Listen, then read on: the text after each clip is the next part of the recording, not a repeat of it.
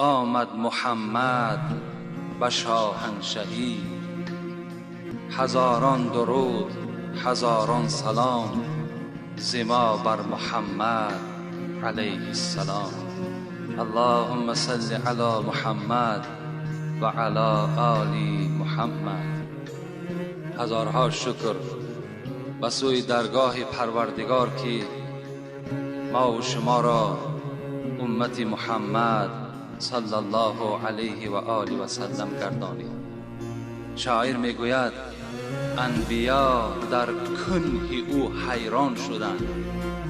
این 124,000 پیغمبری که با بعض عقاید از نزد خداوند و پیغمبری مبعوث شدند، وقتی که محمد پیغمبر شد انبیا در کنه او حیران شدند.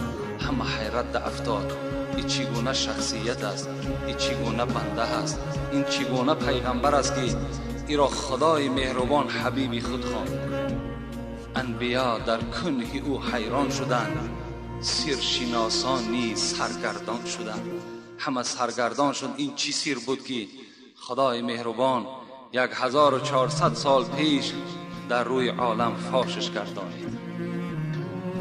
پیغمبر ما و شما میگوید مثلی و مثل الانبیاء کمثل رجل. مثالی من گفته از پیغمبر و مثالی تمام پیغمبرهایی که پیش از من آمدن از حضرت آدم سر کرده به منزله یک مرد هست. بندارند فاتمها و اکملها الا موضع لبینته. پیغمبر گفته است مثال من و مثال تمام پیغمبرها به منزله یک مرد هست که یک خانه را بنا میکند. فاتمها و اکملها، تمام میکند خانه را، بیناش انجام مییابد، همه زیب و صورت و نقشه خانه پیدا میشود. الا موضع لبینه، مگر در همین قصر بنیاد کرده این مرد یک جای خالگی غیش باقی هست. فجعل الناس يدخلونها و یتعجبون منها. پیغمبر گفت وقتی این خانه را این مرد بنیاد کرد، دیگر مردها برای تماشای خانه این مرد رفتند، داخل او را تماشا کردند، ظاهر او را تماشا کردند، در تعجب افتادند. فیقولون لولا موضع لبینه، و همه گفتند چه خانه زیبایی هست مگر همین یک جای خالگی غیش. اگر غیش گذاشته شود در این خانه دیگر هیچ گپی نیست، بهترین خانه هست. پیغمبر گفتند انا موضع لبینه جئت فختمت الانبیاء.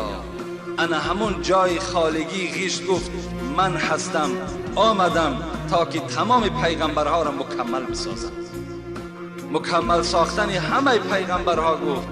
پیغمبر ما و شما گفت این آمدن من شد. خوش به حال همه ما و شما، خوش به حال تمام پیروان محمد که در روی دنیا زندگی میکنند. خوش به حالشان. چنان پیغمبر ما و شما صاحب هستیم، چنان پیغمبری که دیلمی از ابن عباس روایت میکند که این حدیث در موضوعات علی قاری هست. اگرچه موضوعات علی قاری است لیکن حدیث موضوع نیست.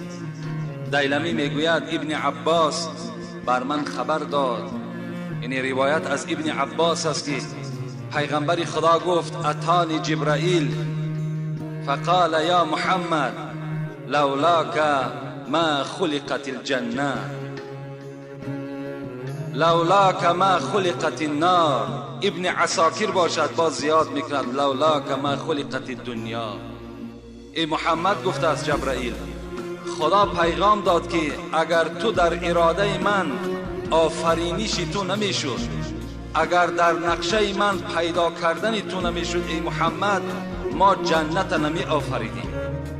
ای محمد اگر تو در اراده ما نمیشدی ما دوزخ هم نمی آفریدیم، حتی دنیا را هم برپا نمی کردیم. همه اینها در طفیل نور تو به دنیا آمدند. الحمدلله که ما و شما روز یکشنبه جشن این پیغمبر خدا را در این مسجد جشن گرفتیم و انشاءالله چه ثوابهای زیاد را ما و شما نائل شدیم و روح پیغمبر خدا را از خودمان راضی گردانیدیم. و مقصد ما در باب حق زنها بالای شوهرها بود که زن در اسلام چه حق دارد. تا وقتی که پیغمبر خدا آمد حقهای زنها چگونه بود، یعنی دوره جاهلیت زنها چه قدر داشتند، چه قیمت داشتند. خواستم در این موضوع با شما صحبت انجام دهم، زیرا که بی نهایت سوالهای زیاد شکایت از زنها هست و از من طلب کردند که در این بابی حقهای زنها بالای شوهرها و حقهای شوهرها بالای زنها به ما صحبت کن.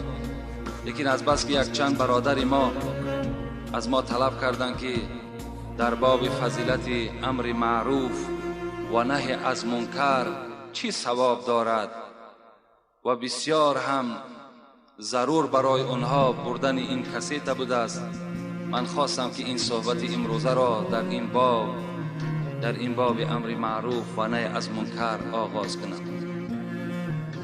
اعوذ بالله من الشیطان الرجیم. بسم الله الرحمن الرحیم. ولتکن منکم امة يدعون إلى الخير ويأمرون بالمعروف وينهون عن المنكر وأولئك هم المفلحون. صدق الله العظیم. این آیت های مبارکه که خواندم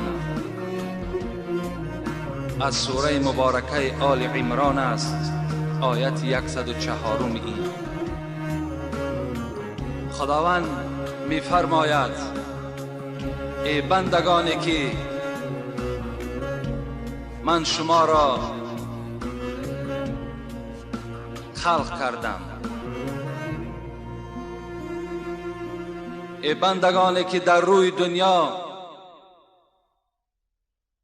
زندگی دارید.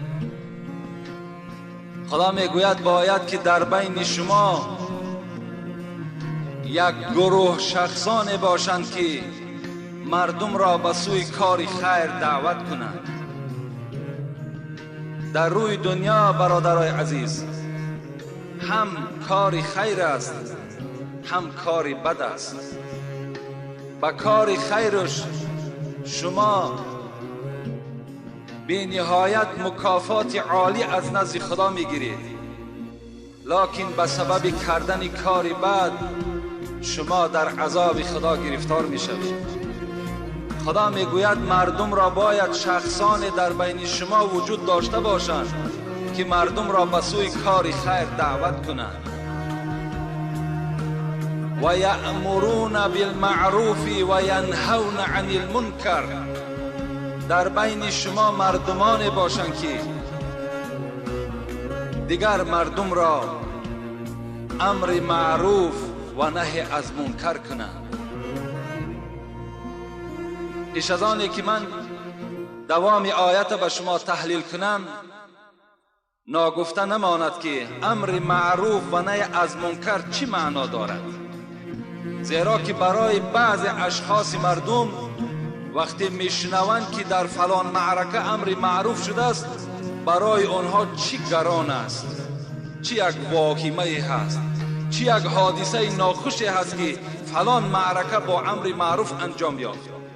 حالان که امر معروف در خاندان تمام مسلمان از زبان تمام مسلمان صادر شده ایستاده است. امر معروف، امر با خیر، دعوتی به خیر، این امر معروف میگوید. برادر نماز بخوان، امر معروف. برادر به آزار مردم کوشش نکن، امر معروف. برادر عزیز، پدر مادرت احترام کن، امر معروف. برادر عزیز، زبانت از غیبت نگه بدار، امر معروف. از قد راه یک سنگ را بیرا کن، امر معروف. این است امر معروف. نهی منکر از آن چیزی که خدای تو برای تو حرام گردانیده است، برادر عزیز باز ایست. این نهی منکر هیچی وایمه ندارد، یگان دهشت نیست. برای جامعه آباد شدن امر معروف و نهی از منکر حتمی و ضروری است. این مردمی که امروز چقدر ملایم هستند، چقدر حلیم هستند، چقدر احترام یکدیگر میکنن، همه این با شرافت امر معروف و نهی منکر است. و الا اگر امر معروف و نهی از منکر در بین ما و شما نباشد، خدا داناست، باور کنین سیرت ما و سیرت حیوان برابر است. خدا در دوام آیت چی میگه؟ اولئک هم المفلحون. آن کسانی که دست با امر معروف میزنند، دست با نهی منکر میزنند، آگاه باشین این مردم که اینها در نزد من نجات یافتگی هستند، اینها نجات یافته هستند. با اینها عذاب دوزخ حرام گردانیده شده است. آن کسانی که زبان امر معروف دارند و نهی از منکر دارند.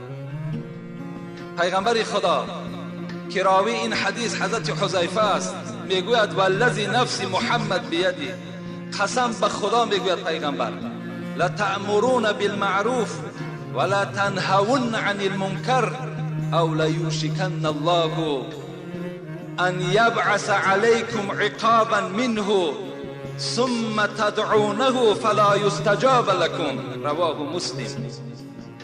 پیغمبر خدا گفتند، قسم به خدا گفتند، ای امت مسلمان، شما امر معروف و نهی از منکر را در بینتان زنده نگه بدارید. اگر در بین شما امر معروف و نهی از منکر نباشد، قسم به عظمتی خدا که گفت بالای شما عذاب خدا میریزد. بعد از آن شما دست میبردارین، خدایا این عذاب از این دیار ما، از کوچه ما، از خانه ما بردار، فلا یستجاب لکم. پیغمبر گفت دیگر خدا دعای شما را قبول نمیکنه. از این خاطر گفتم پیغمبر دائم پیوسته با امر معروف و نهی از منکر باشید. حدیث ابو هریره هست، میگوید پیغمبر خدا گفتند اذا عظمت امت الدنیا نزعت منها حیبة الاسلام.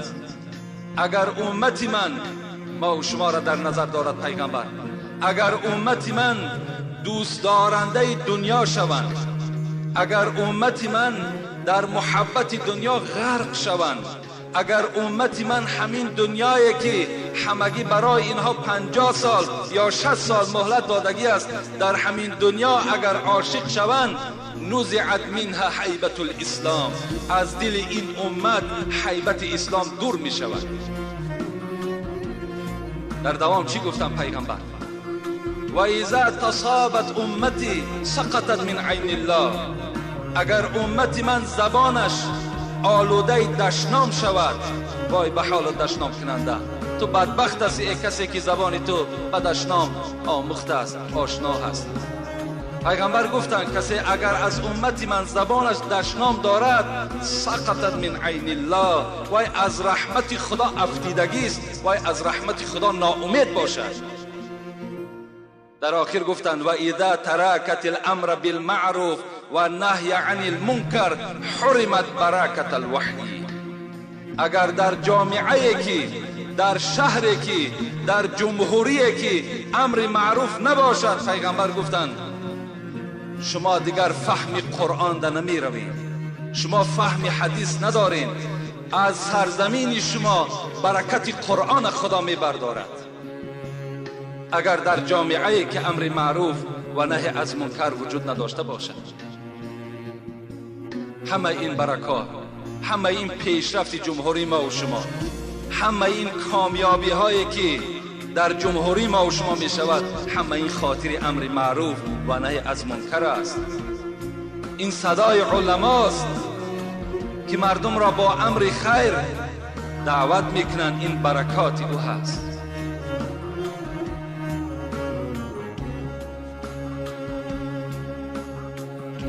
برای امر معروف و نهی از منکر کردن، پیش از آنی که باز دیگر فضیلت های این امر معروف را برای شما آگاه کنم، میخواهم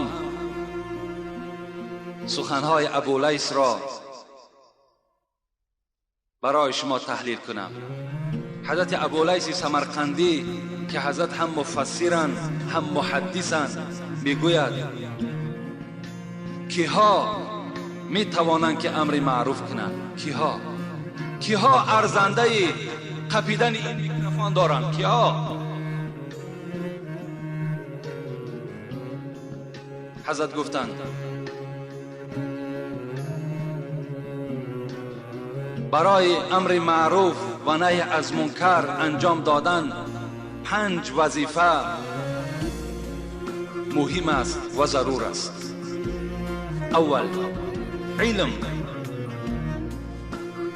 لأن الجاهل لا يحسن الامر بالمعروف. حضرت گفتند یکم عالم باشد، علم داشته باشد، زیرا اینکه آدمی جاهل، آدمی بی علم، آدمی نادان، امر معروفش نیک نمی شود. برای مردم در اطراف خود جمع کردن، برای یک برادر هدایت در راه راست کردن، علم در کار، علم باشد. بی علم وقتی امر معروف میکند نهی از منکر میکند، وی برادرهای در اطرافش جمع شده را قانع کردن نمیتواند و صحبت او شیرین هم نمیبراید، برای وی علم ندارد. پیغمبر ما و شما میگوید فوالله، قسم خوردن باز. پیغمبر چقدر مجبور میشدند، قسم به خدا میخوردند، حالان که پیغمبر سخن عادی گوید قسم به خدا ما قبول داریم، لیکن فوالله میگوید قسم به خدا. ای علی که بسیار عالم بودند، لأن یهدی الله بک رجلا واحدا خیر لک من حمر النعم. ای علی گفتند، قسم به خدا گفتند، اگر از دست تو، از علم تو یک آدم اگر رهنما شود، رهنمایی بیابد، هدایت بیابد، اگر از دست تو یک آدم نمازخوان شود، اگر از دست تو یک زن با ستر شود، اگر از دست تو یک آدم روزدار شود، اگر از علم تو یک آدم مسجد آمدن پیشه خود کند، قسم به خدا گفتن از یک اشتر سرخی که تو در راه خدا قربانی میکنی، این برای تو بهتر است. اشتر سرخ گفتن پیغمبر، اون زمان از اشتر سرخ دیگر حیوان و اشیاء قیمت نبود. از این دیده گفت برای تو یک آدم هدایت کن، گفت با علم داشتگی خود این برای تو بهتر است. رسول اکرم در دیگر حدیث ها میگوید اذا مات ابن آدم انقطع عمله، وقتی فرزند آدم که از دنیا گذشت عملهاش منقطع میشوند، یعنی دری عملهای او بسته میشوند، دیگر عملی نیک و عملی بد را انجام دادن نمیتواند، زیرا روح در بدن او نیست. الا من ثلاث، پیغمبر در دوام گفتن لکن 3 طایفه، 3 طریقه شخصان نامه اعمالشان گشاده هست، اگرچه در قبر خوابیده هست، خوابیدن. اینا کیا باشند؟ صدقه جاریه.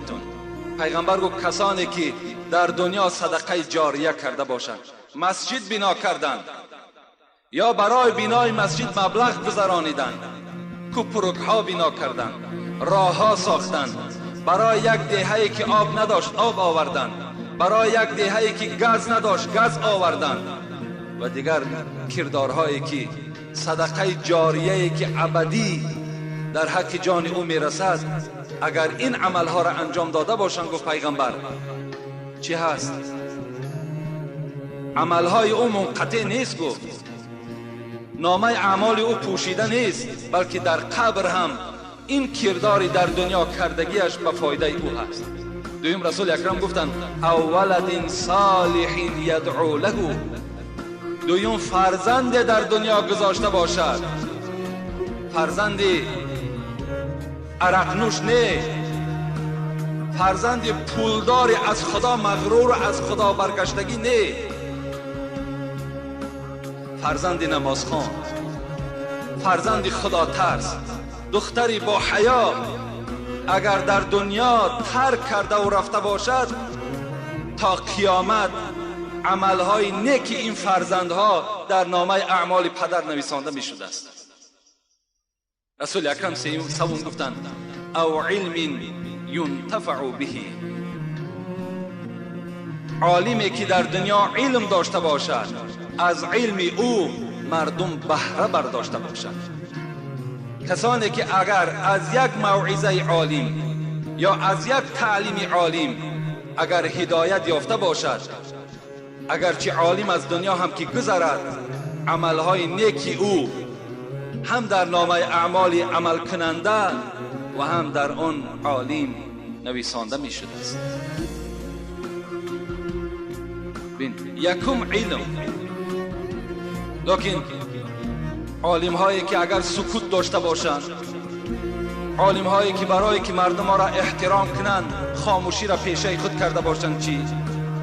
در سنن ابو داود و ترمذی پیغمبر خدا حدیثی گفتند من سئل عن علم فکتمه الجم یوم القیامت بلجام من نار. پیغمبر گفت کدام عالمی که علم داشت لیکن در دنیا نه تعلیم داد، نه موعظه کرد، نه یک کس راهنمایی کرد، روز قیامت لجام زده می شود از لجام های آتش دوزخ.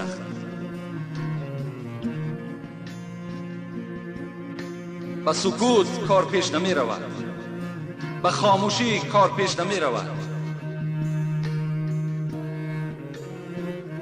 دوم ابولیس یکم شرط امر معروف را گفتند که عالم باشد، علم داشته باشد. دوم گفتند حضرت که کردارش گفتارش از برای خدا باشد، امر معروفش خاص برای خدا باشد و برای عزت یافتن دین اسلام باشد، برای نصرت یافتن دین اسلام در روی دنیا باشد. فقط گفته است حضرت دویم وظیفه واعظ، دویم وظیفه امر معروف میکرده که این باشد که خاص برای خدا باشد، برای ریا نباشد، برای به دست آوردن دنیا نباشد، برای مشهور شدن در بین مردم نباشد، فقط نیتش برای آبادی اسلام باشد، برای رازگی خدا باشد. این حالت در امر معروف او تأثیر بخش می شود. من در این باب یک قصه را که در همین کتاب ابولیس سمرقندی از اکرمه روایت می شود می آورد که روز یک مرد از پیش یک دیهه گذر کرد. کاری از برای خدا را بینید و کاری که از برای خدا نباشد نتیجهش نگاه کنید. یک مرد از پیش یک خانه گذر کردن، از پیش یک محله گذر کردن، نگاه کردن که در بیخ یک درخت، در نزد یک درخت مردم زیاد نشستگی هستند، لطه ها در همون درخت بستگی و از همان درخت شفاعت طلب دارند، از همان درخت مدد طلب دارند. متاسفانه امروز در بین مردم مسلمان ما و شما هم این گونه مزارهای لطبن میگوییم که بجز گناهگار شدن شما هیچ فایده ندارد. اینها عمل دارند، اینها عمل دارند. به خدا قسم اگر یک ذره که شما محبتی بر همون مزارهای لطبن دارید یا به این مزارهایی که خدا رحمتشان کند در اطراف ما و شما خوابیدن، اگر نیمی هموره به خدای خود ببندین انشاءالله شما کامیاب میشوید. اونا بنده خدا هستند، از اونا شفاعت طلب کردن این شرک به خداست. شما همه گناهگار میشوید. خداوند همه گناه را میبخشد مگر شرک نمیبخشد.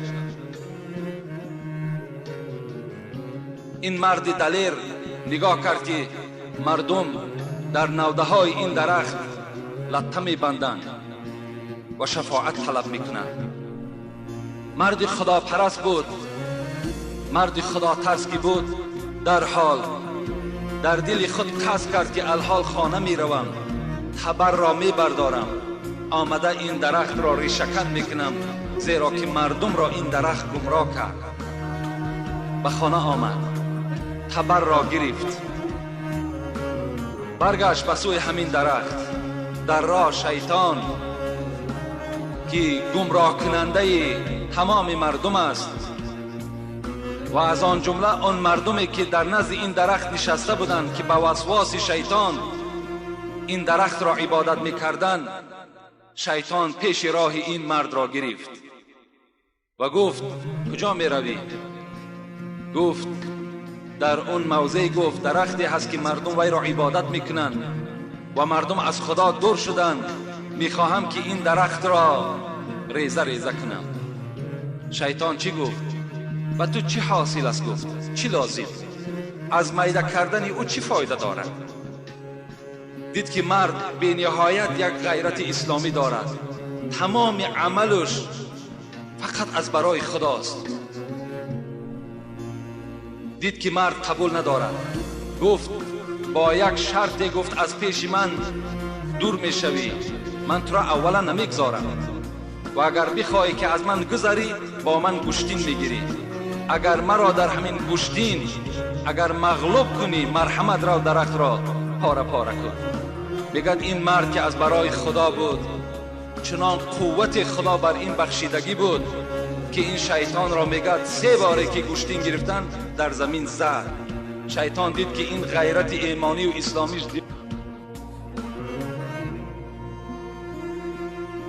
اینه. در حال حیله یهودی را استفاده کرد، مردم یهود. گفت ای مرد، گفت الحال رفته و یا پاره پاره میکنی، بعد چی؟ هیچی فایده به تو نمیرسه. من به تو یک پیشنهاد دارم، هر روز 3 تنگه در دست تو میدهم. از همین نیتت پس بگرد. سحر بالیش در بیراه کن، در زیر بالیش تو من 3 تنگه باقی میمانم. امروز دنیای اسلام هم اختلاف ها هم همه به پول شده است. این اختلاف ها و این نافهمی ها و این جنجال ها همش سببش همین دنیا هست. این مرد در حال قبول کرد، گفت گپی راست، گپی معقول. پس گشت آمد سحر خیز نگاه کرد، 3 تنگه در زیر بالیش نشست، گرفت استفاده کرد. روز دیگر از بین میگه 4-5 روز گذشت. 5م روز میبردارد بالیش تا که هیچ تنگه در زیر بالیش نیست. در حال میگوید باز همون کار من انجام میتون. تبر را میگیرد، باز در راه حرکت میکند. بناگاه شیطان از پیشش بیرون میشود. میگوید کجا؟ میگوید درخت را پاره پاره میکنم. میگوید دیگر تو درخت را پاره پاره کردن میتوانی. اول با همراهی من گوشتین گیر، بعد مرحمت رفته درخت را پاره پاره کن. وقتی شیطان با همراهی این مرد مسلمان گوشتین میگیرد، هر باره که گوشتین میگیرد شیطان ویا مغلوب میکند، غالب بالا این میآید. این مرد حیرت نمیماند، میگوید حیرت نمان، اون بار اول تو از برای خدا آمده بودی، امروز برای پول آمدی. تو وقتی که بالیش تبر داشتی پول نبود، تو برای خاطری که باز پول دوام دادن گیرد برای او آمدی، تو برای خدا نه آمدی. از این خاطر دیگر پس گرد که تو مغلوب من بشوی. کاری که از برای خدا نباشد حاصل شو ببینید. و کسانی که برای عزت خودشان، برای به دست آوردن دنیا اگر موعظه میکنن، امر معروف میکنن، اینم پاینده نیست، اینم عاقبت آشکار میشه. دوم چیزی که حضرت ابوالعلی ذکر کردن ان همین است. سوم چی گفتن؟ سوم گفتن وقتی که شما امر معروف میکنین، وظیفه سیوم شما این است که باید که با سخن نرم، با سخن پست مردم را امر معروف و نهی منکر کنید. و قصه میارد از آیت کریمه که اعوذ بالله من الشیطان الرجیم اذهبا الى فرعون انه طغى فقول له قولا لینا لعله یتذکر او یخشی. صدق الله العظیم. خداوند با موسی و برادر او هارون فرمایش داد ای موسی، ای هارون، نزد فرعون روید، زیرا که فرعون سرکشیش از حد گذشت و گفت انا ربکم الاعلی، من خدا هستم. وقتی وی دعوای خدایی کرد، خداوند موسی و هارون سفارش داد که نزد فرعون روید، با این مردی که دعوای خدایی دارد چگونه صحبت کنید؟ فقولا له قولا لینا، با او صحبت ملایم کنید، با سخنهای نرم دعوت کنید، با سخنهای درشت، با دشنام وی را دعوت نکنید. شاید که این سخن نرم شما در وجود او تأثیر کند، شاید که وی با یک اندیشه بیاید و یاد خدا کند. سیوم انا همین است. من مختصرا در این بابا با شما صحبت میکنم. چهارم صبر.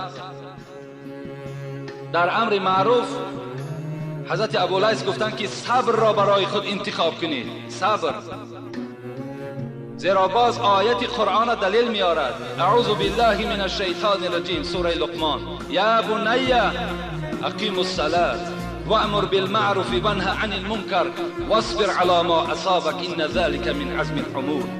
ای فرزند من، امر معروف کن و نهی از منکر کن، لکن در امر معروف و نهی از منکر صابر باش، با صبر باش.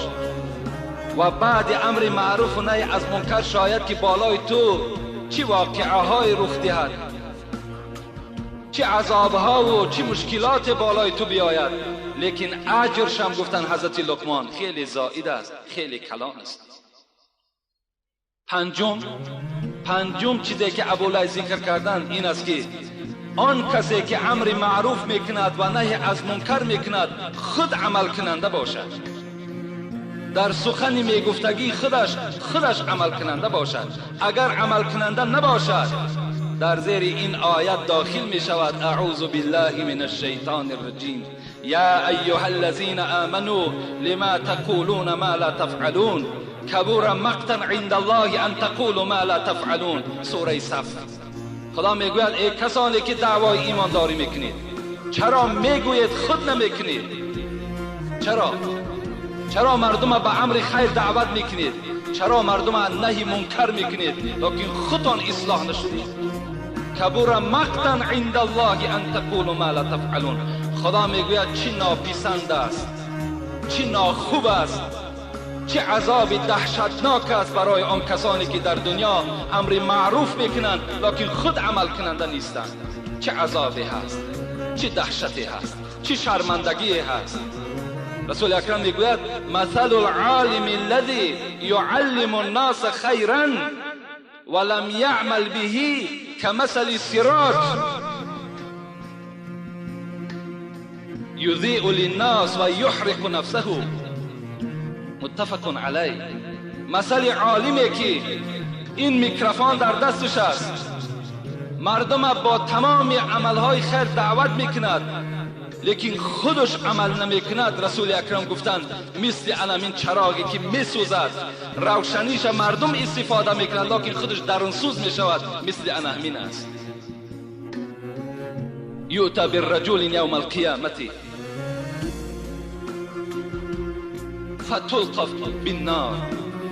پیغمبر خدا گفت روز قیامت چندین میلیارد آدمی که جمع میشوند در محشر قیامت، یک مرد را میارند و عالم است، یک عالم میارند،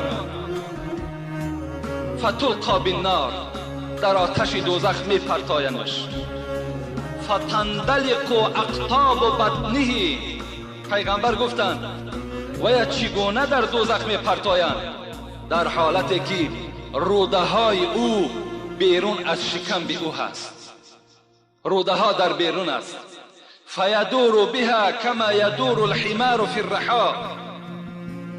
از روده هاش می کشند. مالکان دوزخ از روده های این عالم می کشند و دور می گردانند. چگونه دور؟ یدور الحمار فی الرحا. چگونه که خری که پیغمبر گفت در اطراف آسیاب دور می گردد، این عالم دور می گرداند. فیجتمع الیه اهل النار. تمام دوزخی ها از عذاب خود فراموش میکنند، در اطراف این عالم جمع بشوند. فیقول یا فلان ما لک. ای فلانی، ای عالم، ای داملا، ای خطیب، تو همان کسی نبودی اتأمر بالمعروف و تنهی عن المنکر؟ مردم امر معروف میکردی، مردم نهی منکر میکردی، آیا تو همون نیستی؟ فیقول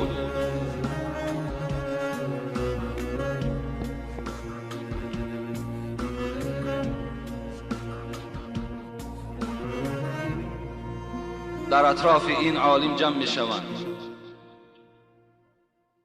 و میگویند ای ملا، ای داملا، ای شخصی که تو در دنیا امر معروف نه از منکر میکردی،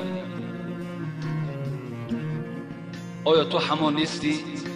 میگوید بله من همان هستم، لکن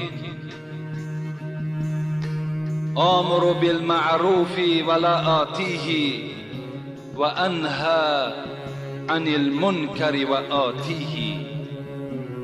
لیکن من امر معروف میکردم، نهی منکر میکردم. امر معروف را میکردم لکن خودم به گفته خودم عمل نمیکردم. مردم را از حرام ها و از پلیدی ها من میکردم لکن خودم حرام خور بودم، خودم پلیدکار بودم. امروز جزای همون عالمی که امر معروف میکند، نهی منکر میکند لکن خودش عمل نمیکند، در روز قیامت چی شرمنده ملا هست، چی شرمنده داملا هست، چی شرمنده خطیب است.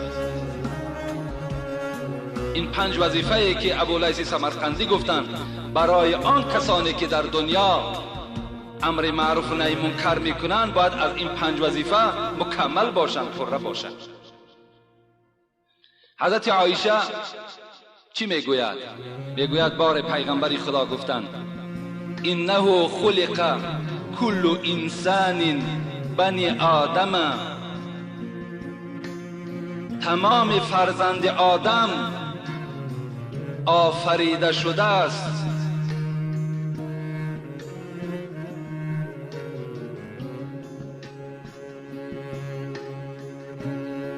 ستین و 300 مفصل، از 360 رگ و پیوند بدن انسان عبارت است. چگونه که حضرت سعدی میگوید رگت بر تنت ای پسندیده خوی، زمین درو 360 جوی. آدم به منزله زمینی هست که 360 جویبار در داخلش دارد، جویبار زرداب، جویبار آب، جویبار خون و جویبار دیگر رگهایی که پر از آب هستند. رسول اکرم گفته بود است آدم ها از 360 رگ و پیوند عبارت است. این از فضیلت امر معروف گپ میزند. در دوام گفتند فمن کبر الله و حمد الله و هلل الله و استغفر الله و عزل حجرا عن طریق الناس او شوکتا او عزما عن طریق الناس او امر بالمعروف و نهى عن المنکر عدد 60 و 300 فقط یمسی یومئذ فقط زحزح نفسه عن النار. پیغمبر گفته بود است کسی که اگر از آدمیزاد یک بار بگد الله اکبر، یک بار الله اکبر خدا بزرگ است گوید، یا بگوید الحمدلله، یا بگوید لا اله الا الله، یا چی بگوید استغفر الله در دوامش، یا اینکه از راه چیزی که وی آزاردهنده برادر مؤمن است میگیرد، چه از بعض بد اخلاق ها و بی‌تمیزی که در راه آب بینی را میپرتایند یا آبی بلغم دهانشان میپرتایند که سبب دیدن چندین مسلمان ها می شود و در این آب بینی وی گناهگار می شود به سبب آزار برادر مؤمنش. وقتی این را بنده مسلمان که دید یک مشت خاک میارد بالای او میپرتاید یا با پای خود وی دور میکند او شوکتن یا خاری را گفت پیغمبر خدا از سر راه مسلمان بیره کرد او عزمن یا اینکه یک استخوان را از قد راه بیره کرد یا سنگ را بیره کرد. در یک حدیث 3 کلمه او یک جمله مکملش فقط برای تازه کردن راه پیغمبر خدا خبر داده ایستاده است.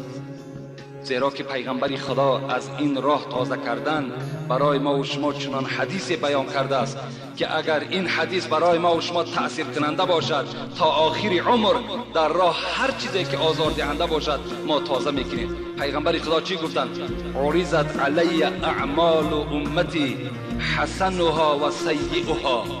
من شب معراج وقتی که در نزد من کتاب گناه ها گذاشته شد و کتاب ثواب ها گذاشته شد، من خواستم که گناه کلانترین را بیابم و ثواب کلانترین را بیابم. فوجدت فی مساوئ اعمالها النخاعة تکون فی المسجد لا تدفن. رواه مسلم. گناه کلانترین پیغمبر خدا گفتند این است که کسی در مسجد می درآید و آب دهانش را، آب بینیش را یا توف میگویم ما و شما در مسجد توف میکند. این یکی از گناه کلانترین است گفت پیغمبر خدا.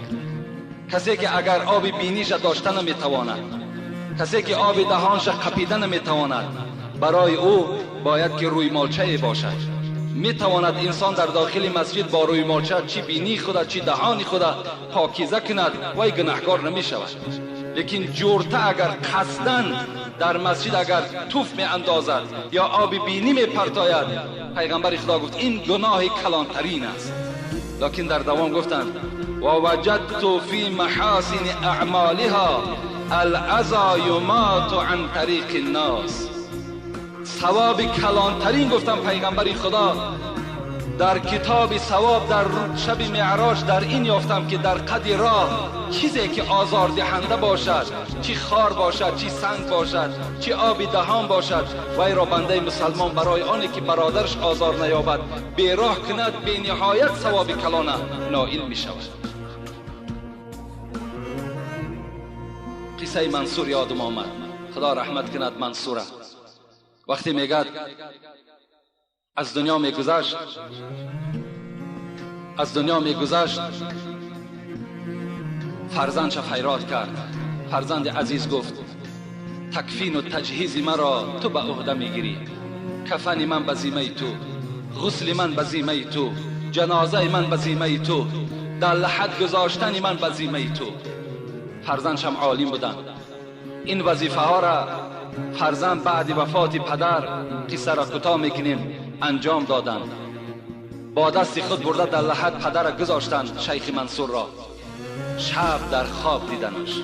بینن موضوع خاص با همین چیزهایی که در راه آزار دهنده هستند. حضرت مولوی جنونی در نظم می درآورد پدر را یک شب او دید در خواب. فرزندش پدر را یک شب او دید در خواب، پریشان حال بین جمع احباب. بگفتش ای پدر حالت، بگفتش ای پدر چون است حالت، چرا زرد است گلگونی جمالت. فرزند میگه در شب پدر شدید که بی نهایت بین دوستهای خدا بود و گویا که چیزی را گم کرده باشد، پریشان بود. و پدر عزیز تو زاهد هستی، تو شیخ هستی، تو مریدهای زیاد داری، تو خدمت زیاد در اسلام کردی، چرا چهره تو زرد است؟ چرا چهره تو مثل این دوستان خدا سرخ نیست؟ بگفتش صعب شد کار ای جگربند، بگفتش صعب شد کار ای جگربند، همان دم کی جدا شد بند از بند. وقتی ای بند من، ای جگربند من، وقتی مرا در لحد گذاشتی به نهایت کار من مشکل شد. پدر گفت چگونه مشکل شد؟ ندای شد چه آوردی به درگاه؟ وقتی شما مرا پسی سر کردین، مرا تنها که در اون خانه قبر گذاشتین، از جانب خدا ندای شد چه آوردی به درگاه؟ چی داری از عبادت توشه ای را؟ از من پرسان کردن ای شیخ توشت پیشنهاد کن، عملهات نزد ما اظهار کن، چی داری از توشه ای را؟ بگفتم 60 حج کردم خدایا، بگفتم 60 حج کردم خدایا، نماز و صوم و طاعت، زهد و تقوا. پروردگارا تو دانا هستی، من در عمر خودم 60 بار حج کردگی هستم. تمام شب با نماز بودم، روزها با روزه بودم، تقوا داشتم، حلال رفتار بودم، حلال گفتار بودم، تمام وظیفه های اسلامی من انجام دادم. جواب آمد. بین وقت شیخ اینو پیشنهاد کرد، جواب از خدا چی آمد؟ جواب آمد نشد این جمله مقبول. شیخ گفت این 60 حج تو، این مهنت و زحمتی تو در نزد خدا قبول نشده. جواب آمد نشد این جمله مقبول، بیار لایق ترین شایسته محصول، لایق ترین شو بیار، شایسته ترین شو بیار، این 60 حج تو به درگاه من قبول نشده است. بلرزیدم به خود زان وهم چندان، به فرزندش حکایت دارد، بلرزیدم ز وهم با خود چندان، شکست از زلزله سرهای دندان. چنان فرزندم، چنان یک هیبت، چنان یک دهشت مرا در داخل قبر فرا گرفت که این دندانهای شکسته پدرت از لرزه همون است. ندا آمد. بعد این چی ندا آمد؟ ندا آمد که روز یاد داری ای شیخ، یک روز را یاد داری؟ ندا آمد که روز یاد داری، گرفتی خارک از راه گذاره، گرفتی خارک از راه گذاره، پذیرفته شدی زان نیک نیت، بکردم جای تو در قصر جنت. اگر یاد داشته باشی ای شیخ، یک روز تو از راه می گذشتی، یک خار را در راه دیدی و اون خار را برداشتی از زمین، با امیدی چی؟ با امیدی که پای برادر مؤمن من خون آلود نشود، تا که برادر مؤمن من از این خار آزار نیابد. با این خاطر وقتی که تو این خار را برداشتی، پذیرفته شدی زان نیک نیت، از این نیتی نیک تو در نزد ما پذیرفته شدی، بکردم جای تو در قصر جنت و جای تو را جنت گردانیدم. در اون را بینگریم و نیتی تو، نمی بینیم به سوی صورتی تو. ما درون در کار داریم، خداوند میگوید ما نیتی تو در کار داریم، ما با وظیفه تو کار نداریم، ما با پول تو کار نداریم، ما با سر و منگل تو کار نداریم، ما با اعمال تو کار داریم. تو کی هستی؟ رسول اکرم میگوید لقد رأيت رجلا في الجنة يتقلب في الجنة.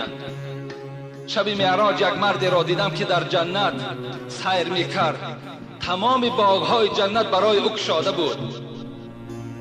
فی شجر قطعها عن ظهر طریق كانت تؤذي المسلمین. وقتی پرسان کردیم این مرد کی هست، از چی خاطر وی وارد جنت شد، صدا آمد که این در روز به یک راه میگذشت، یک نوده درخت کشال بود که مردم از او آزار میافت، همان نوده را شکست تا که آزار برادر مسلمان نشود. این نیت اینه که این در نزد ما پسند آمد و این مرد را ما وارد جنت گردانیدیم. خوش به حال تمام آن مسلمان هایی که غمخوار مسلمان هستند، خوش به حال آن مسلمان هایی که غم مسلمان غم او هست، شادی مسلمان شادی او هست. خوش به حالشان. در دوام این حدیث کمتر طولانی هست، میخوام در همینجا صحبت خود انجام دهم و دوام این موضوع را که خیلی موضوع جالب است، تا حال ما شروع نکردیم، و جمعه دیگر وا بگذاریم، زیرا که در این راه دعوت یعنی راه تبلیغ، راه امر معروف، پیغمبر چه عذابها کشیدگی هستند، صحابه های او چه رنج ها دیدگی هستند. انشاءالله جمعه آینده در این باب صحبت باز مکمل تر میکنیم و امروز که باشد بر وقتتر نماز جمعه را خوانیم تا که باز مانع مهمان ها نشود و مانع جنازه نشود. خدای مهربان عاقبت همه ما و شما را به خیر بگرداند، مراد و مطلوب های ما و شما را خدای مهربان حاصل بگرداند و شما را خدای مهربان تا جمعه دیگر در حفظ و امان خودش نگه بدارد، مرادهای نیکتان خدای مهربان حاصل بگرداند و این پروردگار تاجیکستان ما را با یکی از دولت‌های پیشرفته و ترقی کرده خدای مبدل بگردان و تمام رهبریتی که بالای سر ما هست و عملهای نیکی که در پیش دارند خدایا عملهاشان نقشه هاشان خدای عملی بگردانی و عمرشان دراز و تنشان خدایا صحت نگه داری. ربنا آتنا فی الدنیا حسنه و فی الاخره حسنه و قنا عذاب النار برحمتک یا ارحم الراحمین.